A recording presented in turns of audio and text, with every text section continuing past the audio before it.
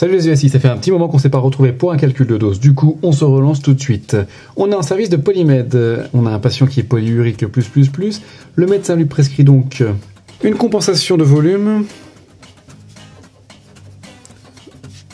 au niveau des pertes à partir de 300 ml de pertes. Ok, avec une surveillance toutes les 2 heures. On remplit avec du Phi et on relève donc les durées suivantes. À 8h, on commence, donc on a forcément 0 ml. 10h, 300 ml. Midi, 450 ml. 14h, 500 ml de diurèse.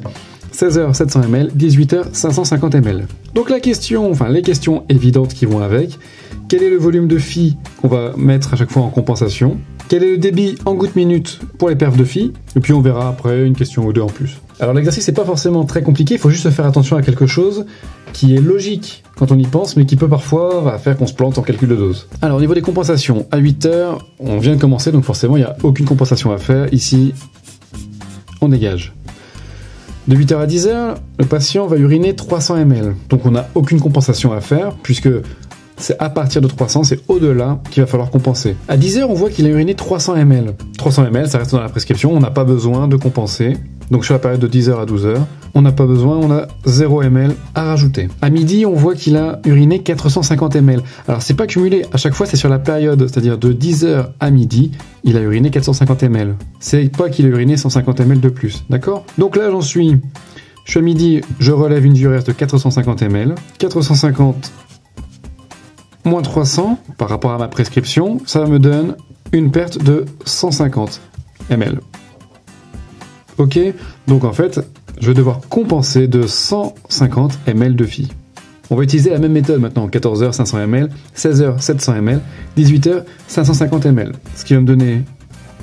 Bon, je vous laisse calculer, ça me paraît jouable. Bon, les résultats sont bons, je suis sûr que tu les avais aussi. On va passer maintenant au calcul de débit. Forcément, à 8h, on n'a pas de compensation, donc la question ne se pose pas. À 10h, j'ai 0 ml de compensation, donc 0 gouttes minutes. Bon, je ne remets pas les unités puisque je l'ai mis ici. Je ne vais pas m'embêter à écrire gouttes minutes à chaque fois. Allez, on est parti pour calculer un petit peu. J'ai 150 ml à transformer en gouttes minutes. Alors, 150 ml pour passer des ml en gouttes. N'oublie pas, je multiplie par 20. C'est un soluté classique. Et ça va me donner 3000 gouttes. En combien de temps je vais les passer? Je vais les passer en 2 heures en fait, jusqu'à ma prochaine diurèse. Enfin, jusqu'à mon prochain relevé de diurèse. Et donc 2 heures, c'est égal à 120 minutes. Donc en fait, pour avoir mon résultat ici, 150 ml en gouttes minutes. 150 ml, c'est 3000 gouttes. Mes 2 heures, c'est 120 minutes. Donc je divise mes 3000 gouttes par 120. Et alors ça me donne 25 gouttes par minute.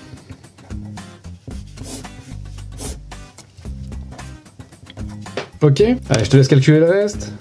Et paf, voilà les résultats. Donc en fait, ici je suis tombé sur 33,33. J'arrondis par défaut. Je peux pas faire des tiers de gouttes. Je tombe sur 33 gouttes minutes. Ici c'est le contraire. Je suis tombé sur un résultat de 66,66. J'arrondis par excès pour tomber sur 67 gouttes minutes. Maintenant, je voudrais te montrer un autre tableau, un peu dans la même idée, un peu dans le même style, pour le même exercice. On va garder le même énoncé, la compensation de 300, la compensation avec du sérum Phi à partir de 300 ml pour un patient polyurique. Sauf que regarde bien, là on est parti sur des tranches horaires. C'est pas la même chose par rapport à tout à l'heure. Tout à l'heure, on avait vraiment des horaires stricts. À telle heure, je fais ça. À telle heure, je fais ça. Je relève et je relève.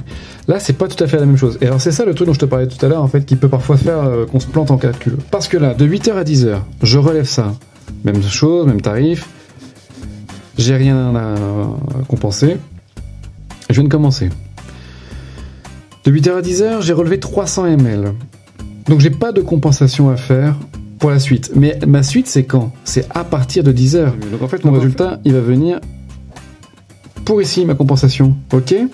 Donc par exemple, ici de 10h à midi j'ai 450 ml. 450 ml ça me fait par rapport à mes 300, 150 ml à compenser. Oui mais je les compense quand? Ma compensation elle se fait ici. J'ai 150 ml à passer pendant ma période de midi à 14h. Pendant ce temps-là, mon patient va uriner 500 ml, soit 200 de plus que je devrais compenser avec du phi, 200 de plus, etc., etc. Alors, faut faire super gaffe, en fait, à ce truc-là, parce que voilà, une fois que tu seras en service, ça va paraître logique. Quand c'est affiché sur le tableau, quand c'est discuté comme ça, c'est logique. Par contre, quand c'est mis dans un exercice, dans un énoncé, eh ben, des fois, t'as vite fait de partir soit sur cet exercice-là, directement, faire la compensation simple, soit à l'inverse, de partir sur une compensation en décalé, de l'autre côté. Donc, il faut bien que tu comprennes que là, tu es sur des tranches horaires, que vraiment, tu t'imagines dans le service, tous les jours, tu prends ton poste, tu taffes, t'es là, il est midi, tu prends ton pot, tu relèves 450, tu fais ton calcul, il faut que je mette 150, et ben à midi 5, t'as posé ton pochon de 150 ml de phi, tu calcules ton débit, et ça s'écoule. Ça s'écoule de midi à 14h. À 14h, tu te repointes, il y a 500 ml. On est d'accord, parce que de midi à 14h, lui, il urine ça, et en même temps, il y a ça qui passe dans sa perf. Donc à 14h, tu te pointes, tu relèves 500 ml, ok, il faut que je compense de 200. Donc à 14h05, paf, t'as posé ton pochon de 200 ml qui va s'écouler de 14h à 16h. Tu vois la subtilité, tu vois un peu le truc? Voilà, c'est pas hyper compliqué, faut juste faire attention, faut juste comprendre. Alors pourquoi est-ce qu'on l'a pas fait de l'autre côté? Parce qu'en fait ici on te demande juste strictement la compensation. Si tu veux, on te demande pas de le faire comme si tu étais en service, on te demande juste strictement le résultat. À midi, 450, je dois compenser de temps avec un débit de temps. C'est tout, ok? Faut être simple. Des fois, faut juste être simple. Après, il y a d'autres questions qu'on peut encore te poser. Genre, les diurèses cumulées. Alors, une diurèse cumulée, c'est tout simplement la somme d'un horaire à un autre. Par exemple, diurèse sur 24 heures. Là, on va faire diurèse sur 10 heures, de 8h à 18h. La diurèse cumulée de 8h à 18h, ça va être 300, plus 450, plus 500, plus 700, plus 550 ml. Pour un total de... que je dise pas de bêtises, 2500 ml sur sa journée. De même que tu peux avoir, si tu veux, la compensation cumulée. Compensation cumulée, on va prendre sur la même tranche horaire de 8h à 18h, qui va te donner 1000 tout pile.